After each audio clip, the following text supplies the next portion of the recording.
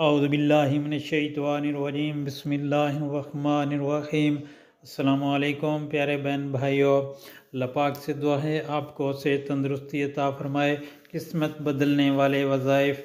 दोस्तों, ये वज़ाइफ आप पढ़ेंगे तो इंशाअल्लाह आपकी किस्मत बदल जाएगी।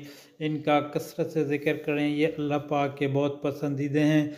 इनके पढ़ने से आपके गुनाहों की माफ़ी और इसमें बरकत होती है, तो इसलिए इनको कसरत से सुबह शाम पढ़ना चाहिए। तो पढ़ना क्या है? बिस्मिल्लाहिर्रहमानिर्रहीम। नंबर 1, ला हौला वला कुव्वता इल्ला बिल्लाह। नंबर 2, हस्बियल्लाहु ला इलाहा इल्ला हुवा। नंबर 3, हुवल गफूरुर रहीम। नंबर 4, हुवल अलियुल अज़ीम, हुवल अलियुल अज़ीम। नंबर 5, इन्नल्लाहा अला कुल्लि शैइन कदीर। और नंबर 6, या राहिमल मसाकीन। दोस्तों, ये पढ़ेंगे तो इंशाअल्लाह अल्लाह पाक से खुश होते हैं और बंदे की किस्मत बदल जाती है। अल्लाह पाक अमल करने की